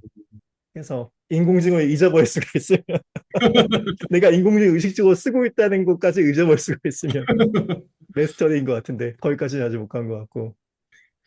저도 요새 선별적으로 쓰는 단계로 점점 향하고 있는 것 같습니다. 저도 안 쓰다가 많이 쓰다가 음. 말씀하신 대로 AI가 모든 걸 잘하지는 않고 또 어떤 것들은 쓰면 잘 할 수도 있을 것 같은데 제가 되게 답답하더라고요. 여러 번 말해야 알아듣는 맞아요. 그것 그런. 때문에 그런 것 같아요. 굳이 이게 시간을 아낄 것 같은데 막상 그러니까요. 시켜보면 내가 시간을 더 쓰게 되기 때문에 차라리 그냥 내가 할 만큼 하고, 또 저는 이건 예, 실제로는 시간 덜 쓸 수도 있는데 AI를 쓰면 제가 이제 예, 제 꼬인 성격인데 답답하고 말귀를 잘 못 알아듣는다고 생각을 하는 걸 되게 싫어하거든요. 근데 음, AI한테 시켰는데 뭐 딴 거 해오고 시켰는데 딴 거 해오고 이거 두세 번 반복되면 음. 그게 너무 싫더라고요. 그리고 저는 약간 그것도 있는 것 같아요. 어떤 스킬이라고 하는 게 근육처럼 네, 안 쓰면 이제 퇴화하는 건데, 네, 어떤 거는 그냥 내 기술을 유지하기 위해서 네. 아니면 뭐 학습 능력을 지키기 위해서 일부러 좀 덜 쓰는 것도 있는 것 같아요. 얼마 음, 전에 차가 제 내비게이션 약간 문제가 생겼는데, 네. 그래서 뭔가 한동안 기억에 의존해서 운전을 할 때가 아, 있었어요. 근데 나쁘지 않더라고요, 이게. 네. 이게 내가 생각해보니 옛날에는 그 구글 네. 맵, 그 애플 이런 그 맵 이런 게 있기 전에는 내가 사실 머릿속에 이렇게 다 외워가지고 운전을 했는데, 그 어느 정도 예전에 말씀해 주셨는지. 예, 지금 옛날 얘기하지만. 아무튼 근데 어느 순간부터 이제 그거 없으면 이제 지도 없으면 내비게이션 없으면은 이제 그 운전 잘 못하고 이런 상황이 왔는데, 근데 이런 식으로 뭔가 그 랜드마크 외우고 이 사거리 네. 같은 거 외워서 운전하는 게 전또 나쁘지 않더라고요. 예전에는 몰랐던 뭔가 도로의 상황이라든지 음, 택시라든지 이런 것도 되고 되게 신기했던 게 뭐였냐면 한 며칠 그러니까 길이 갑자기 엄청 잘 외워지는 거예요. 오, 그러니까 예전에는 그 구글맵 켜놓고 다닐 때는 거기 그렇게 많이 다녔는데도 불구하고 길을 못 외우는데 어느 순간 그 길이 다 머릿속에 딱 들어오는? 그 예, 말씀하신 걸 들으니까 약간 다른 얘기일 수도 있긴 한데 예. 그 사실 그런 스킬이 가끔 내비게이션이 고장 난다거나 이러면 정말 필요한 거잖아요. 아, 그렇죠. 그 지금 뭐 클로드나 챗GPT 이런 거에 너무 의존을 하고 있어서 어느 날 갑자기 이런 퇴행되는 상황이 됐어. 다운되거나 이러면 학생들이 연구 다 멈추고 교수들도 뭐 아니면 갑자기 그 엔소픽이나 뭐 오픈 예, AI가 가격을 예, 다시 엄청 올려가지고 그러니까요. 갑자기 뭐 네, 우리 10배로 올릴 건데 이러면은 이제 큰일 나는 거니까 네, 그런 것들을 없이도 하는 법을 알긴 알고 있어야 된다는 생각이 들기도 네, 해요. 네, 네, 정한되면 이렇게까지. 사실 제 요새는 얘기는 구글맵 쓰지 말라는 얘기가 아니라 네, 이런 스킬 내가 가지고 있었는데 네. 그걸 잃어버렸었구나라는 거를 정말 오랜만에 깨닫게 된 음, 저는 그 스킬 없는 것 같습니다. 처음부터 구글맵으로 배워가지고요. 예, 뭐 어쨌든 뭐 중요한 얘기는 아니지만 네, 그래서 그 스킬이라는 게 그 배우는 것도 어렵지만 또 그 뭔가 이렇게 유지하고 또 계속 맞아요. 발전시키는 능력이 중요하고 그래서 대학원 학부도 그렇지만 대학원에서 우리가 가르치려고 하는 게 학습 능력이잖아요. 맞아요. 네, 그래서 그걸 유지시키는 거는 뭐 인공지능을 쓰든 안 쓰든 원칙적으로 저는 음, 중요하다고 생각해요. 근데 뭔가 효율적으로 일할 수 있는 부분은 효율적으로 해야죠. 그걸 맞습니다. 굳이 또 효율적으로 일을 네, 하는 것과 그 네. 말씀하신 것처럼 너무 의존도를 높이지 않는 것 사이에서 줄타기를 잘 하는 게 요새 저도 그렇고 다들 하고 있는 가장 큰 고민 중에 하나가 아닐지 싶습니다. 네, 그 교수님이 말씀하신 안전한 인공지능은 저는 중요한 테마라고 생각합니다. 제가 갑자기 네. 올해는 그 연구비 심사를 두 개를 들어갔어요. 하나는 그 예. 국가과학재단 오, NSF에서 연구비 네. 심사를 했고 또 하나는 그 PBIF라고 Public Benefit Innovation Fund라고 두 네. 개, 아니 몇 개 재단이 합쳐서 한 네. 20 밀리언 정도 네. 나눠주는 거거든요. 20 밀리언 얼마나? 한 250억, 300억 정도 되나요? 한 그 정도 되는 것 같은데. 근데 그걸 네. 이제 열 몇 개 팀이 나눠주는 거예요. 네. 근데 이게 다 인공지능을 써서 뭐 정부 서비스 혁신 이런 거 하는 건데, 네. 어, 그 중에 이제 중요한 기준이 그 안전성 관련된 네. 부분이었고, 네. 그러니까 인공지능 가지고 뭔가 이렇게 그동안 사람들이 하던 걸 뭔가 자동화시키겠다. 이 정도 아이디어 가지고는 저는 네. 설득력이 부족하다고 생각해요. 네. 특히 이거를 공공 서비스에 도입하고 이런 거는. 사실 네. 공공 서비스뿐만이 아니라 회사에서도 뭔가 좀 돈 많이 들어가고 사람들이 불평할 만하고 네. 네, 이런 거에 안정성에 대한 어떤 어느 정도의 개런티가 없이 네. 이걸 그냥 막 밖에 풀어놓는 거는 네. 예, 실제로 요새 이슈들이 많았잖아요. 사실 그 예, 안정성은 또 제가 연구하는 거랑은 약간 다른 분야이긴 한데요. 어, 저는 이제 음, 데이터 프라이버시, 그러니까 음, 제가 데이터를 AI한테 줬을 때 AI가 그거를 정해진 용도로만 사용할 수 있도록 음. 하는 방법이 무엇일까? 약간 이쪽에 음, 가깝다고 음, 하면 그 그렇죠. 약간 안정성 이건 큰 얘기긴 하죠. 예, 실제로 뭐 음, 요새 뭐 오픈 AI나 그 엔트로픽 이런 데서 뭐 그런 얘기들을 했잖아요. 자기들이 최첨단 AI를 풀어놨더니 얘네가 뭐 문제를 해결하는 과정에서 다른 뭐 회사 시스템에 해킹을 했다. 미안하다.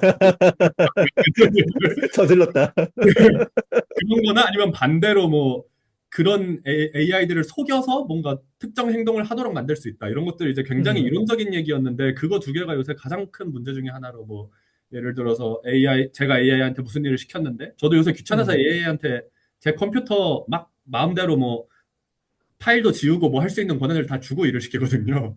그렇구나. 얘네가 네, 돌아다니다가 특히 뭐 블로그 포스트 같은 거 어떤 걸 잘못 봤는데 거기에 AI의 특정 행동을 유도하는 뭐 어떤 것들이 써 있으면 뭐 AI가 뭐 파일을 싹 다 지워버리게 한다던가 내 파일들을 음, 보내게 한다던가 그런 어떤 나쁜 행동들을 유도할 수 있다. 그걸 통해서 해킹 같은 걸 할 수 있다. 뭐 이런 연구들이 또 많이 있어서 그런 것들이 음, 굉장히 이제 가장 큰 문제들 중에 하나인 것 같습니다. 그리고 저는 이거는 제 연구 분야도 아니긴 하지만 개인적으로 관심 있는 네, 거는 그 좀 더 작은 인공지능들 있잖아요. 그냥 네, 이렇게 서버, 클라우드에 있는 오픈AI, 클라우드, 엔스더픽 이런 그 프론티어 모델 말고 좀 작고 네, 성능은 떨어지지만 네, 연구자들이 늘 뭐 그런 거창한 거 필요한 거 아니니까 네, 네, 네, 예, 그냥 랩탑 정도에서 굴릴 수 네, 있는 그런 걸로 할 수 있는 것도 이제 뭐 환경이나 뭐 보안이나 여러 가지 아, 이유에서 그렇군요. 예, 예, 이런 그 스몰 이즈 뷰티풀 이런 쪽도 네. 필요하지 사실 않나. 예, 그쪽도 언제나 많이 있어 왔던 이제 서버로 예, 보내야 된다. 그래서 큰 모델을 돌려야 된다 파와 보안을 예, 위해서 예, 작은 모델을 로컬에서 돌려야 예, 된다 파가 있었는데 아까 말씀드린 거랑 비슷한 이유로 요새 잘 되는 게 무조건 1순위인데 큰 모델들이 굉장히 잘 되니까 요새는 또 음.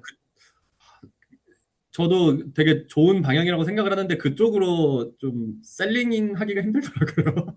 아, 그렇죠. 아니, 저는 근데 제 연구 차원에서 좀 이렇게 덜 그 프론티어 모델에 필요한 것들이 네. 있으면 제 아, 그 진짜로. 네. 리눅스 머신이 하나 있거든요. 아, 예. 네, 예. 거기는 그 싹 비웠어요. 아, 예. 네, 근데 그걸로 이것저것 실험을 해보고 있습니다. 실제로 뭐 기업이나 이런 데서는 그런 자기들 조그마한 AI 하나 뭐 작진 않지만 서버 로컬 음, 서버에서 보통 돌리고 그렇게 하잖아요. 보안상 이유로 음, 그런 것들 보면 네네. 그 외부 약간 차단돼 있는 그런 네. 상황에서, 예, 예. 근데 하여튼, 예, 것들조차도 보통 이제 웹서치 같은 걸 해야 되거나 요즘 AI들은 음, 그런 경우가 많아서 음, 아주 차단하기는 또 쉽지가 않죠. 그래서 있는 문제인 음, 것 같습니다. 음. 네, 어쨌든 결론은 우리가 다 시행착오를 겪으면서, 그 사이에 너무 큰 예, 문제를 일으키지 예, 않기를. 그래서 제가 늘, 맞아요, 맞아요, 맞아요. 그래서 어느 정도 가드레일은 깔아놔야 될 것 같은데, 예, 아무리 우리가 그 앞으로 어떻게 나갈지 몰라도 이 정도 선은 지켜야 되지 않나. 네, 그, 듀크 대학의 그 오픈 AI의 그 치프 이코노미스트 계신데, 수석 네, 경제학자, 예전에 그분이 그, 제 듀크에 와서 그 컨퍼런스 왔을 때 얘기하신 거 들어보니, 뭐 다들 이견이 있긴 하지만 적어도 아동을 보호해야 하는 데 대해서는 예, 우리 모두가 동의해야 되지 않나. 그러니까 몇 개의 기본적인 선은 있다. 예. 예, 아, 예. 근데 그런 문제가 이제 그런 선을 지키게 하는 것이 굉장히 어렵잖아요. 그래서 맞아요. 어려워요, 예, AI가. 예, 예, 예. 그리고 그건 사실 약간 그 기술적인 문제가 아니라 정책적인 그런 이슈라고 생각해요. 그렇죠. 아, 예, 정책적. 예. 네. 네, 근데, 그래서 사실 맹 교수님과 제 얘기가 많았던 게 그 인공지능 관련된 한국 행사에서 네. 그 광역버스가 대절해가지고 가는데 버스 옆자리에 앉아가지고 네. 아니 저는 둘 다 필요하다고 보니까 그 정책하시는 분들이 좀 기술하시는 분들의 얘기를 좀 깊이 듣고 음, 뭐 잘 알지도 못하면서 얘기하는 것도 피해야 되지만 네. 또 기술하는 사람들이 정책이 얼마나 복잡한지 이해를 못하고 아, 얘기하는 것도 양쪽이 다 그 문제가 있다. 음.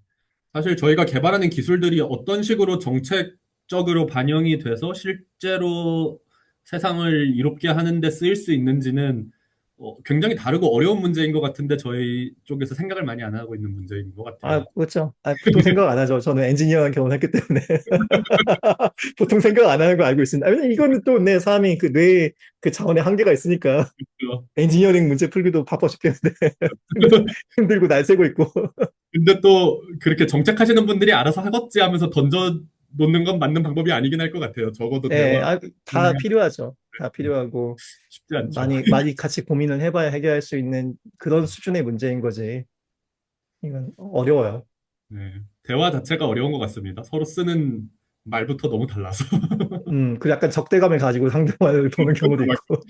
서로 지네가 뭘 알아? 막 이렇게 되면서. 예, 예, 예. 근데 그 말이 맞기도 하고 틀리기도 하고. 예. 예, 그러니까 뭘 한다고 생각하면 맞는 말인데 뭘 네. 배울 수 있느냐고 생각하면 그렇죠. 거기에서 사실 가치가 있는 건데 이게 쉬운 건 아니죠. 사실 제 생각에 가장 큰 문제는 뭐 쟤들이 뭘 알아 이런 거 그냥 농담으로 한 얘기고 가장 큰 이유는 어떤 유인이 없다고 해야 되나? 어떤 제가 음, 그런 걸 해야 될 이유가 왜냐하면 저는 이제 교수고 이제 뭐 펀딩을 따는 거 그다음에 뭐 승진 심사를 하기 위해서는 뭐 페이퍼를 많이 쓰고 이런 것들을 해야 되는 것들이 있는데 그 안에 그런 것들이 포함이 안 되어 있는 것 같아요. 그래서 맞아요. 뭔가 그런 것들을 좀 더 이렇게 장려할 음, 수 있는 모종의 생태계가 있다면 좋지 않을까 그런 생각을 합니다. 재단 쪽에서는 좀 더 돈을 많이 예전보다 풀고 있는데 네, 그런 식으로 연구하는 쪽에서 NSF도 사실 그걸 중요한 기준으로 보긴 해요. 네, 예, 그 연구의 독창성도 있지만 이제 뭔가 그렇죠. 좀 그 사회 전반적인 임팩트가 얼마나 있을지. 예. 근데 사실 이제 저희 쪽에서 보면 그런 것들을 중시하고 저도 그런 걸 많이 어필을 하려고 하는데 그런 것들조차도 굉장히 좀 갇혀 있는 생각 속에서 나온다고 해야 될까요? 진짜 어, 정책하시는 분들이 제 제안서를 보통 리뷰하지 않고 제 제안서는 또 다른 공대 같은 공대 교수들끼리. 맞아요. 그것도 굉장히 일리 있는 말입니다. 그 재밌었던 게 그 NSF 국립과학재단은 리뷰어들이 저 말고도 다 교수였어요. 아, 예. 근데 그 재단 쪽 리뷰어는 저 빼고는 다 뭐 예전에 대학원이나 연방정부에 계시다가 오신 분들 뭐 예. 이런 사람들이 리뷰하셨기 때문에. 근데 정말 다르더라고요. 그 두 번째 그룹에서는 그 프로포절이 연구 얘기로만 흐르면은 당연히 네. 리젝. 예, 아, 예, 예. 왜냐하면 목표는 문제 해결이기 때문에 어, 거기서 일단 핏이 맞아야 되고 오, 이제 그 다음에 뭔가 그 evaluation의 rigor, 그러니까 평가의 네. 뭐 그 엄밀함을 위해서 아니면은 그 결과의 신빙성을 더하기 위해서 그걸 위해 아카데미 퍼블리케이션 하겠다면 오케이. 예, 아, 예. 근데 거기에 뭔가 또 문제 해결의 그 핏이 잘 안 맞으면 음, 날아가는 걸로. 정말 다르네요. 예, 그리고 저는 되게 인상 깊게 봤던 거는 훨씬 더 그 예산에 대한 심사를 엄격하게 한다. 그것도 정말, 예, 예. 예, 예, 예. 그러니까 돈을 정말 제대로 쓰려고 하는지. 오, 예. 하여튼 배운 게 많이 있었습니다. 지금 늘 배울 건 저는 끝이 없이 많은 것 같아요. 아, 네. 그냥 마지막으로 네. 이제 그 미국 대학원 지원하는 시즌이잖아요. 아, 예. 네. 갑자기, 예, 예. 저는 개인적으로 학생들 이거 관련해서 연락을 오거나 뭐 한국뿐만 아니라 전 세계에서 예, 예. 보면 많은 그 오해와 네. 뭔가 하여튼 뭐 잘 모르고 있다는 생각이 많이 들거든요. 이게 그건 맞습니다. 네, 시스템이 어떻게 돌아가는지. 네, 그래서 그 실수를 혹시 이제 펜스테이트 뭐 다른 미국인은 대학 문과 대학으로 네, 지원을 하는 그 학생들에게 이 네. 점은 좀 주의해서 지원을 해줬으면 좋겠다 하는 부분이 있다면, 오, 예, 그거 굉장히 좋은 질문이신 것 같습니다. 이제 사실 제가 드리는 얘기는 뭐 전혀 일반론이라고 할 수는 없을 것 같고요. 뭐 과마다는 아예 다를 것 같고, 과 내에서도 저희는 각 교수님이 학생들을 알아서 뽑거든요. 그래서 이제 어떤 사회과학은 교수님들은 대부분 반대입니다. 우리 학과에서 뽑아요. 그쵸. 그러니까 예, 또 예. 그런 데는 또 약간 통일감이 있을 수도 있는데 저희는 교수마다 음, 워낙 생각이 달라서 뭐 저 같은 교수는 이렇게 생각한다 뭐 이 정도로 생각을 하시면 될 것 같은데요. 다른 음, 교수님들은 전혀 다를 수도 있고 저는 보통 이메일을 받으면은 일단 이메일이 굉장히 길고요. 물론 이제 그쪽에서는 예의를 차리고 어필을 많이 하고 싶어서 그렇겠지만 이메일이 날씨가 어떻고, 굉장히 길고 그 다음에 예, 굉장히 중요하지 않은 디테일들 뭐이 음, 많이 들어있는 경우가 많은 것 같아요. 근데 저는 가장 보고 싶은 거는 일단 보통 저도 그랬고 많은 학생들이 그냥 이 교수가 누군지도 잘 모르면서 막 지원을 하는 학생들이 음, 굉장히 많다는 걸 알고 있거든요. 그래서 음, 일단 저는 기본적으로 제가 하는 연구를 진짜 하고 싶은 학생을 원하는데 음. 대부분의 학생들은 그냥 AI 관련된 거 뭐 아무거나 하고 싶은데 하면서 AI 키워드 서치. 키워드 들어간 교수한테 막 메일을 보내서 이제 막 예, 이름이랑 조금씩만 바꾸고 뭐 교수님 이 논문 읽어봤어요 하는 한 줄 정도 바꾸는 식으로 하는 걸 많이 하는 것 같아요. 근데 물론 이제 실제로 아는 교수가 많이 없고 뭐 한정된 시간 내에 지원을 많이 해야 되는 경우에는 어쩔 수 없는 선택이긴 하지만 그런 게 사실 교수님 입장에서는 교수님도 그러시겠지만 다 티가 나거든요. 그래서 그런 분명히 안 읽었어. 이 사람은 내 논문을 안 읽었어. 그런 복사 나는 말할 수 붙여놓기 있다. 심각한 경우에는 제 이름만 폰트가 다른 경우도 있어요. 이제 그러니까 그건 그렇게 너무하다. 티나게 하면 일단 예, 예. 확 식는다. 그래서 어차피 많이 보낸다고 합격률이 올라가는 게 아니기 때문에 뭔가 좀 음, 진짜 타겟팅을 해서 그 교수님 연구를 실제로 좀 보고 그다음에 그 맞춤형 이메일을 쓰는 게 좋은 것 같아요. 그 자기가 했던 연구도 그냥 이런 연구도 해봤고 이런 수업도 들어봤고 막 적는 게 아니고 이제 그 교수가 관심을 가질 만한 그렇죠. 연구나 음, 수업을 음.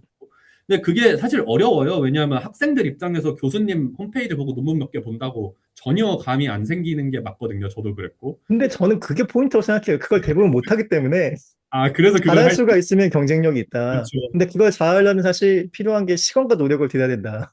그렇죠. 그리고 예. 요새는 사실 AI가 많이 발달을 했기 때문에 AI의 도움을 받으면 더 잘할 수 있지 않을까라는 생각도 들어서 이제 예. AI를 쓰시든 뭐 선배님들한테 물어보든 해서 조금 더 타겟티드된 메일을 쓰셔라. 그걸 말씀을 드리고 싶습니다. 아주 저도 100% 공감하는 네. 이야기였습니다. 진짜 이메일 많이 받아. 네. 근데 다들 대부분의 정말, 이메일은 이제 딱 예. 보면 아 이건 복사 붙여넣기다 하는 느낌이 아, 들어요. 네네. 그렇죠. 그렇다고 안 아, 보는 건 아닌데 이제 뭐 가산점이 없다고 해야 될까요? 그리고 자기 연구가 내 연구하는 거랑 관련이 있다고 얘기했는데 저는 설득이 전혀 안 되네. 뭐 맞아요. 근데 대부분 그래. 설득하려면 노력을 해야 할 텐데, 노력이 없어, 이메일에. 다른 얘기만 하고. 뭐 사실은 관심이 없겠죠. 사실은 제 연구를 하고 싶은 게 아니겠죠. 그래서 그렇죠, 아마 그렇죠. 그럴 것 같습니다. 네네. 갑자기 마음이 아프네요. 어쨌든 오늘 좋은 시간 내주셔서 다시 한번 감사드립니다. 아, 네, 감사합니다. 즐거웠습니다.